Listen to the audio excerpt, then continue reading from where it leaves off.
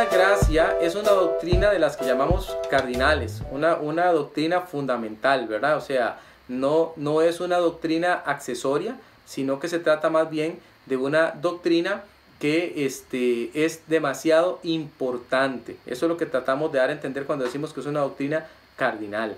¿Qué queremos nosotros a la hora de presentar esta doctrina? Bueno, enterarnos bien cómo es que según la palabra de Dios funciona la gracia.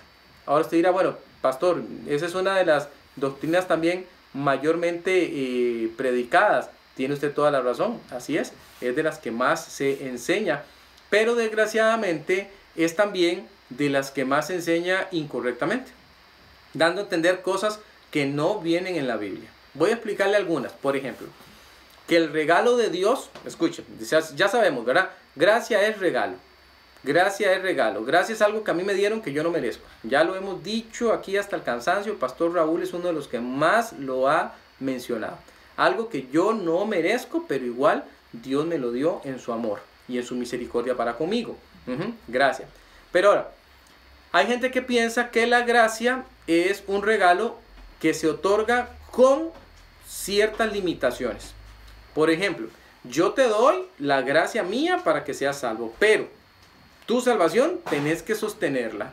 Es decir, yo te di como el regalo inicial, pero si se te ocurre pecar, si cometes alguna falta, si te sales de alguna manera de lo que yo te mando en la palabra, te quito ese regalo.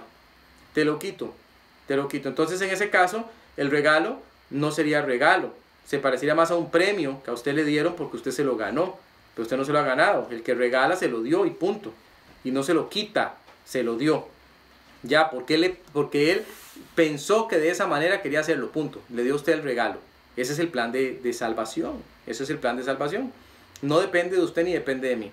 Una segunda cosa que se piensa a veces de la gracia y que se anda enseñando por ahí es que después de todo la gracia está también limitada en cuanto a las personas. No a todas las personas Dios le dio la gracia. Eso no es cierto. Porque Cristo es para toda la humanidad. Porque de tal manera amó Dios al mundo que ha dado a su Hijo unigénito para que todo aquel que crea, todo es todo, ¿verdad? Todos es todos. Yo he escuchado por ahí a gente que dice, todos no es todos. No, lo que pasa con esas personas es que a veces me dicen que todos sí es todos y a veces me dicen que no. Depende del versículo. No, de ninguna manera. De ninguna manera. La gramática es clara en el español, en el griego, en el hebreo, en el arameo. Lo que una palabra quiere decir es lo que quiere decir y punto. Entonces, es muy importante que entendamos eso. Entonces, ¿qué creemos nosotros? Según la Biblia, que la gracia del Señor Jesucristo, o dada por medio del Señor Jesucristo, es para toda la humanidad. De ese bonito tema vamos a estar aprendiendo.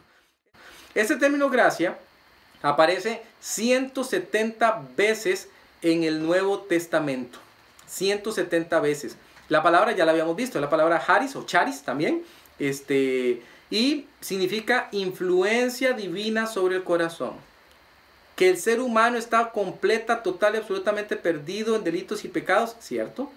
Que el ser humano no podría acercarse a Dios con su pecado, ¿cierto? ¿Qué hace Dios para solucionarlo? Da de su gracia. Esa influencia divina en el corazón para poder a través de su palabra generar la fe para creer en el Señor Jesucristo. Eso ya lo vimos, nada más se lo estoy mencionando, lo vimos en las lecciones anteriores. Acuérdese, gracia es la influencia divina, la influencia de Dios sobre el corazón humano. Ahora, quiero que veamos varios versículos. El primero que quiero que veamos es Juan 1:17. Tremendo versículo. Vaya a su Biblia, ¿la tiene ya a la mano? Yo espero que sí. Pastor, pero usted en la presentación puso el versículo. Sí, en la presentación está, ¿ve? Porque tenemos otras personas tal vez que están viéndonos en Facebook, tal vez no tienen Biblia. Pero usted sí tiene, aquí en nuestra iglesia. Nosotros nos caracterizamos por ser estudiosos de la Biblia. Es decir, vamos y averiguamos que lo que el pastor dijo de verdad está en la Biblia y aprovechamos para subrayar, para marcar y para estar seguros que lo que se está enseñando ya lo tenemos bien adquirido en nuestros corazones. Dice la Biblia, pues la ley dice que por medio de Moisés fue dada, pero la gracia y la verdad vinieron por medio de Jesucristo. La gracia y la verdad vinieron por medio de Jesucristo. Hubo un sistema anterior. Usted se acuerda que la Biblia está partida en dos para motivos de estudio, ¿verdad? Y son dos momentos diferentes y dos formas de trato diferente de Dios con la humanidad. Recuerde que vimos, vamos a ver. Vimos que cuando usted estudia la Biblia, se presentan tres grupos. Repáselo ahí en su mente. Vamos a ver si usted se acuerda cuáles son. Tres grupos. Primer grupo, los judíos. Dios decidió establecer un pacto con un hombre. Ese hombre fue Abraham. Y a partir de Abraham, Dios levantó una nación, la nación de Israel. Ese es un pueblo. Y Dios a ese pueblo en la Biblia le habla. Y le habla muchas veces y le dice cosas que no son ni para usted ni para mí. Son para ellos. Para los que pertenecen a la descendencia de Abraham por medio de este pacto que él hizo con ellos, con el pueblo judío, con los israelitas, descendientes de Abraham. Ahora, segundo, hay otros que no descienden directamente de él. No descienden directamente de él. Dice, pastor, pero la Biblia dice que en Abraham iban a ser bendecidas todas las simientes de la tierra. Eso es cierto, todas las naciones. Pero no todos descendemos de Abraham. Dios hizo un pacto con Abraham y con los descendientes de él, no con todos, no con los hijos de Cetura, tampoco con Ismael. Lo hizo por medio de Isaac, el hijo de la promesa. Y ahí después vino Jacob y ahí sigue. Toda una línea, ese pueblo, Dios le habla en la Biblia. Mayormente en el Antiguo Testamento, en el Nuevo también, pero mayormente en el Antiguo Testamento. Ese es un pueblo. El segundo pueblo son todos aquellos que no somos. Nosotros no somos descendientes de Abraham. A eso la Biblia nos llama los gentiles. Mayormente trata con los gentiles en el Nuevo Testamento, aunque también hay tratamiento en el Antiguo, pero mayormente en el Nuevo. Ese es el segundo grupo. Segundo grupo al que Dios le habla en la Biblia. Y el tercer grupo es la iglesia. La iglesia está compuesta por los dos grupos. ¿Quiénes de los dos grupos? Aquellos que reciben al Señor Jesucristo como su único y suficiente Salvador. La Biblia está establecida de esa manera, le habla a esos tres grupos. Por eso, cuando usted toma un versículo, usted tiene que preguntarse a quién le está hablando Dios en este versículo. ¿A cuál de estos tres grupos? ¿O le estará hablando a los tres en el mismo momento? A veces pasa. Pero hay que identificar claramente quiénes son. A ver, repasemos. Israel, los gentiles, la iglesia. Esos son los tres grupos. Y les habla a través de dos momentos diferentes. El Antiguo Testamento y el Nuevo Testamento. En el Antiguo Testamento, para regular a la nación suya, la que él levantó, el pueblo de Israel, Dios determina algo que llamó la ley. Los mandatos que Dios envió al pueblo que tenían que ser cumplidos. Y dice que los dio por medio de Moisés. Es cierto, ¿verdad? Usted recordará este episodio de Moisés subiendo al monte para recibir los 10 mandamientos, parte de esa ley, ¿verdad? Y entonces a partir de ahí viene toda una serie de regulaciones, no solo esos 10 mandamientos, más, donde se regulaba el comportamiento de la nación y de esa manera se iba adelante con lo que Dios demandaba. Nadie es salvo por la ley. Nadie, porque para poder ser salvo por la ley habría que cumplirla toda completita. Usted no podía fallar ni uno de los mandatos que ahí venían. No hay un solo ser humano que hubiera logrado eso. No hay ni uno. Ni un solo ser humano hubiera logrado vivir bajo los conceptos de la ley tal y como estaba planteada. La ley tenía otro sentido que vamos a ver ahorita. Pero, dice el versículo, por eso me encantó la imagen que le puse ahí en la filmina, pero, no nos quedamos con la ley. La ley cumplió una función y ya esa función terminó. Ya terminó. Se acabó, ya la función de la ley se acabó. No está activa hoy día, no debiera estarlo. Porque entonces, pasado el Antiguo Testamento, el Antiguo Pacto, ahora pasamos a un nuevo pacto. ¿Y ese nuevo pacto cuál es? Es el pacto que aparece por medio del Señor Jesucristo, firmado con su sangre. Pero la gracia, la ley, la gracia. La gracia ahora y la verdad vienen por medio, dice, de Jesucristo. La gracia se contrapone a la ley. La gracia no es un complemento de la ley.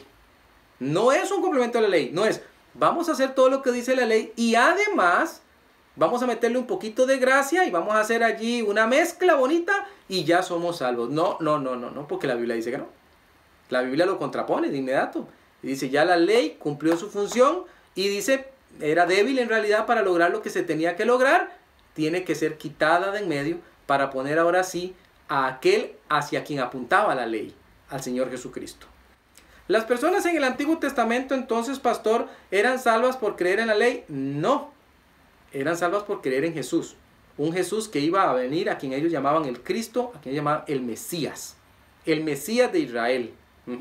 El Mesías estaba para ellos adelante. Ellos tenían que mirar hacia adelante y decir, un día vendrá el Mesías. Como lo dice Isaías, por ejemplo, 750 años antes de que Él viniera. ¿Cómo somos salvos nosotros hoy día? Mirando hacia atrás al Mesías que ya vino. Pero la salvación siempre es por Jesús. Siempre es por Jesús. La salvación no es por las obras de la ley. Grábese eso, por favor. Espero estar claro en esto y estar llenando esos espacios a veces teológicos que tenemos en nuestra propia formación para que de esa manera pues vayamos bien. ¿Ok? Sigamos adelante, sigamos adelante.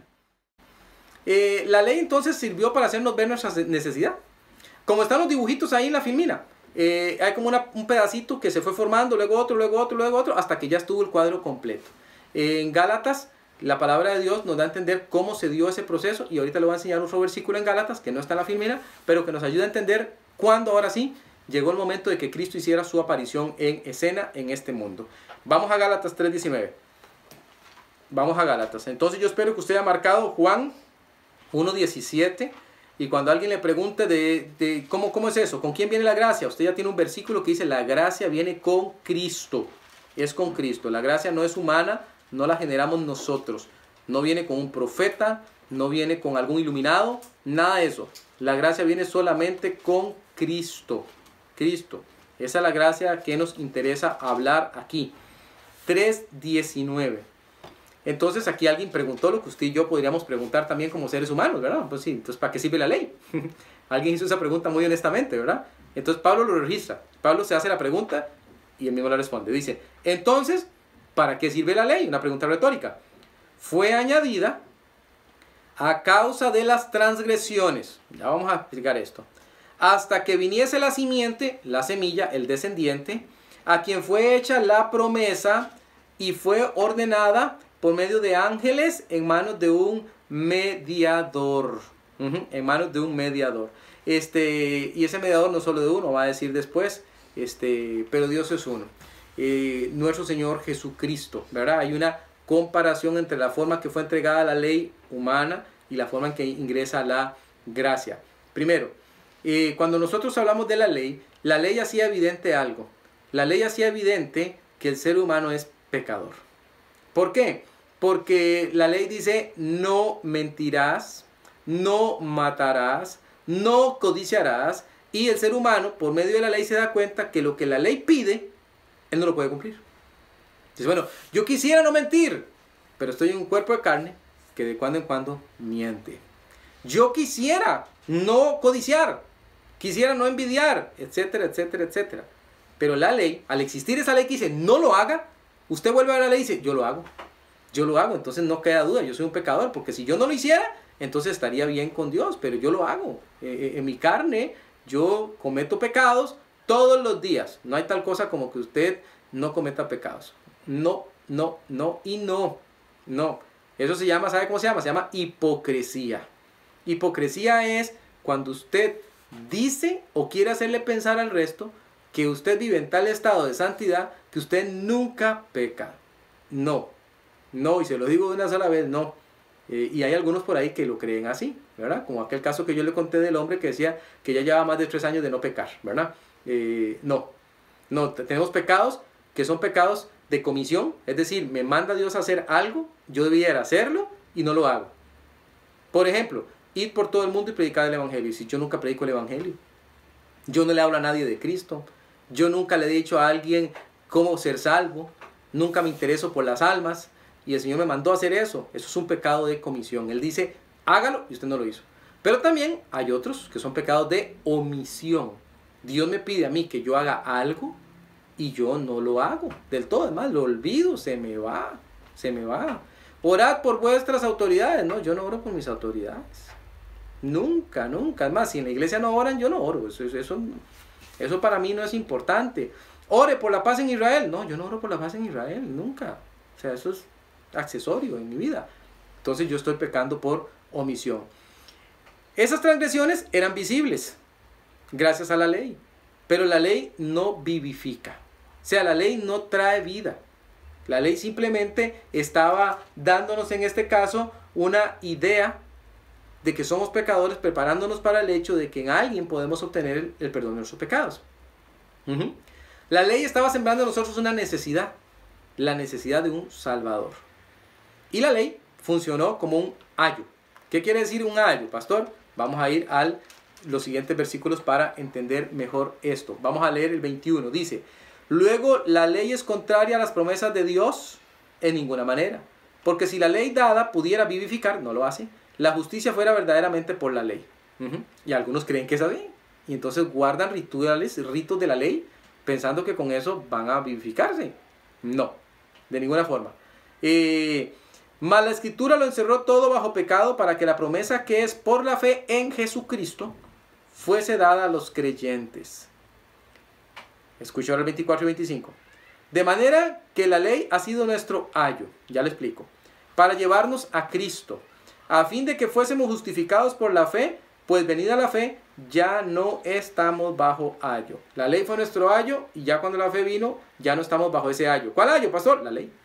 Ayo, sin H, era un tipo de esclavo que existía en el tiempo antiguo, y a ese esclavo se le llamaba también el paidagogos, de donde viene el día del pedagogo, y era la persona encargada de tomar al niño del amo y llevarlo a la educación formal. Tenía que llevarlo a conocer, a saber, etcétera, etcétera, etcétera. No necesariamente que el esclavo supiera esas cosas, pero tenía que movilizarlo donde estaba el maestro que le iba a enseñar esas cosas, lo hacía. Ese era el ayo. Entonces Pablo compara esa figura, muy popular en su tiempo, y dice, bueno, para que ustedes me entiendan, la ley fue como el ayo. Me llevó a mí todos los días para que yo conociera mi necesidad y ahora poder introducir a Cristo y decir, ve, por eso es que ocupamos a Cristo. Porque usted, aunque quiera, no puede cumplir todo lo que la ley le pide. Porque la ley le evidencia su pecado. Usted necesita algo más grande que la ley para poder superarlo. Entonces, ese era el gran problema con los israelitas, mis hermanos.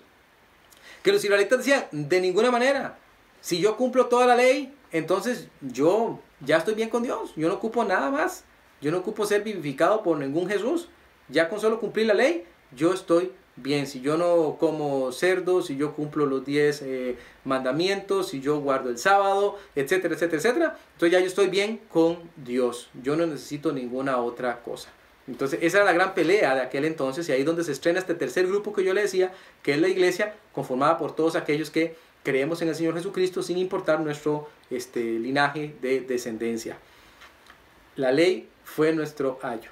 Nos dirigió, ya no ocupamos al ayo, porque ya quien tenía que tomar posición, que es Cristo, ya está aquí, y con Él nosotros podemos obtener poder para vivir por encima del pecado.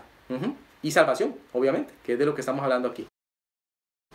Ahora, atención, la palabra de Dios en Tito 2.11, vaya Tito 2.11, subraye estos versículos, hermanos, subraye estos versículos allá en casa, usted que nos acompaña desde el Facebook también, subraye, marque, haga flechas, ponga con marcadores bien claro, de manera tal que no se le escape nada, no se le vaya a escapar ningún detalle. Los versículos que estamos viendo son muy importantes, son versículos de defensa, de lo que se llama normalmente apología o apologética, versículos que le sirven a usted para defender, no lo que usted cree solamente, lo que dice la Biblia.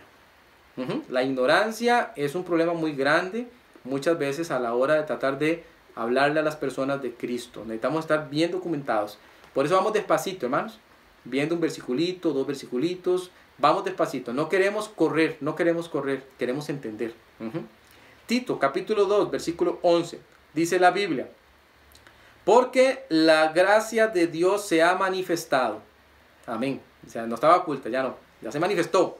Se ha manifestado para salvación a todos los hombres. Márqueme ahí, por favor, a todos los hombres. A todos los hombres. Las veces que aparece la palabra todos, es todos. Todos. No es unos cuantos, no es algunos, es todos. Porque para eso se hizo esa palabra, para identificarlos a todos. Entonces, para eso fue. Y en el contexto de la escritura, particularmente de Tito, siempre pregúntese a qué grupo le está hablando. ¿Se acuerda que vimos los grupos? Le está hablando a la humanidad como un todo, incluyendo judíos, incluyendo gentiles, incluyendo la iglesia. ¿A quién le habla?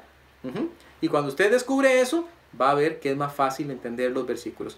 En este caso, la palabra de Dios habla a todos, para todos los seres humanos, sin importar su condición, su raza, su edad, su etnia, nada, su tiempo histórico, nada. Se ha diseñado un mismo plan de salvación que ese plan está centrado en la figura del Señor Jesucristo. Todos los hombres. Esa gracia a la que venimos hablando aquí, no es una gracia privada.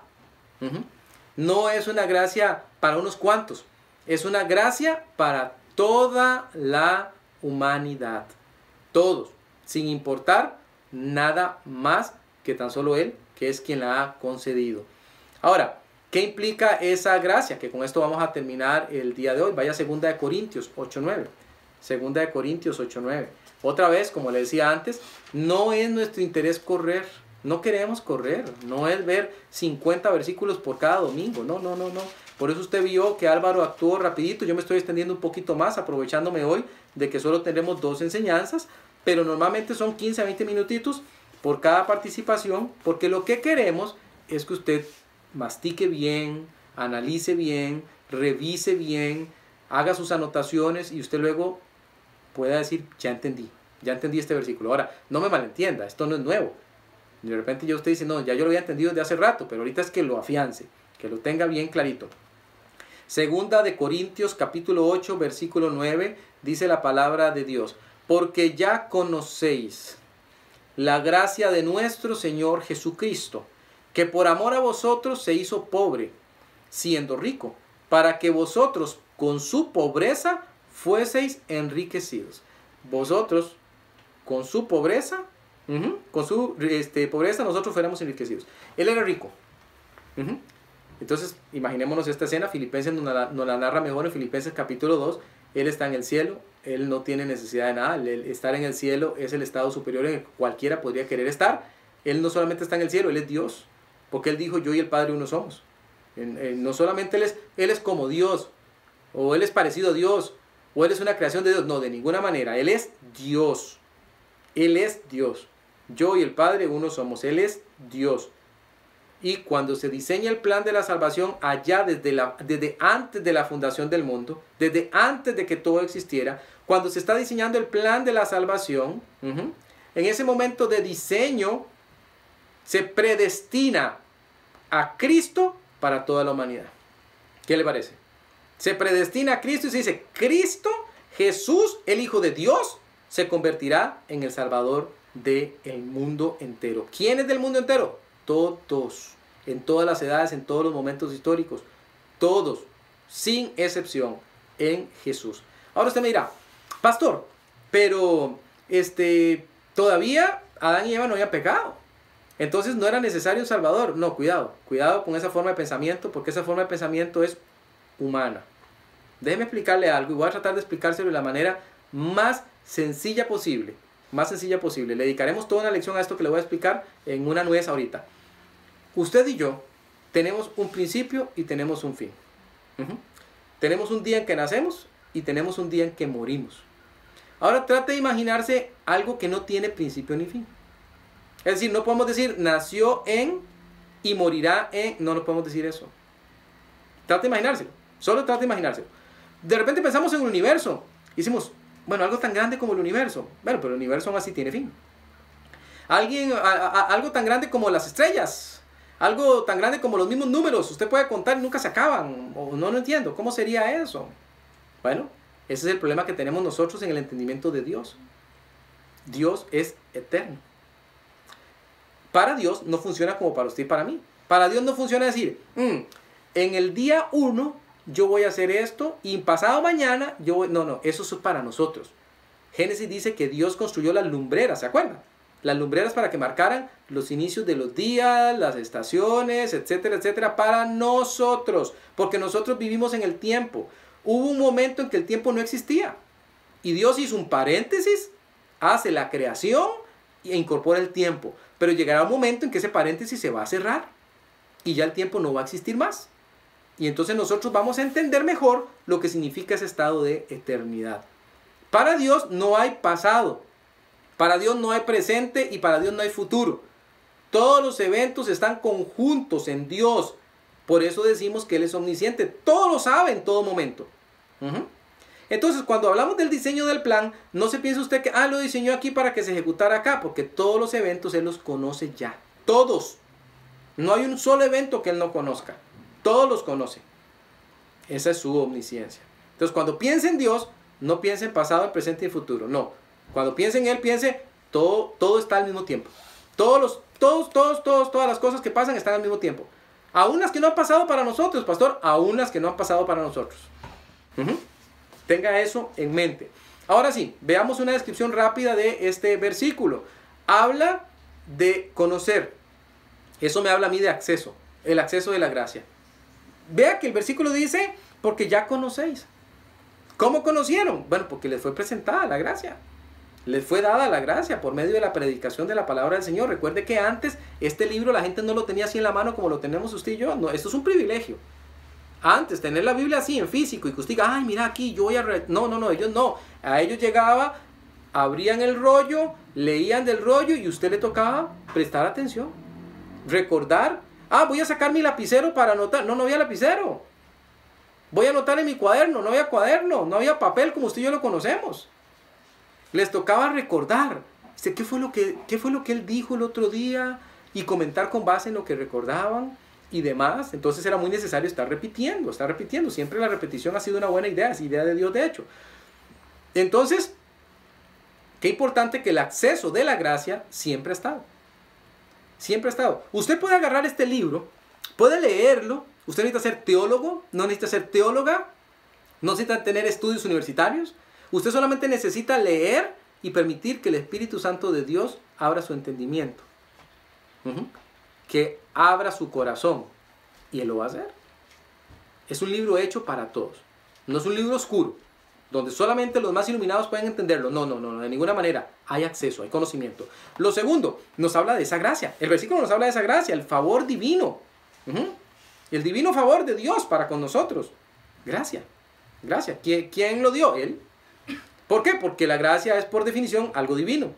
Y Él es Dios, es el único que lo puede dar. No tenemos un montón de dioses, como creían algunos en el tiempo antiguo, con la mitología griega, romana, etc. No. Es uno. El de la D grande. Jehová, Yahvé. Solo Él. Y Él decidió en su amor otorgar gracia. Luego nos habla del dador de la gracia. ¿Quién es el dador de la gracia? Jesús. ¿Puedo obtener gracia por una religión, pastor? ¿Hay alguna institución en esta tierra que está nombrada para darle la gracia? No, nadie. En ningún otro hay salvación. No hay otro nombre dado a los seres humanos en los cuales nosotros podamos ser salvos. Solamente Jesús. Él es el único que puede mediar entre nosotros y el Padre. Él es el dador de la gracia. Jesús. Nada más, ningún pastor, ninguna religión, ninguna organización le puede dar a usted gracia. Solamente Jesús. Ahora, la razón de la gracia, su amor. Ahí lo decía el versículo. Porque el versículo nos decía que por amor a vosotros. Por amor. ¿El amor de quién? De Dios. El amor de Dios por la humanidad. Amor, pastor, sí, amor. Pero Dios es también un juez justo. Y Dios es un soberano. Y sí. Pero usted nunca puede poner un atributo de Dios por encima de los otros. No puede hacer eso. No puede hacer eso. Recuerde que Dios es único en su especie, ¿verdad? No hay nadie igual que Él. Aquí lo hemos visto, ¿verdad?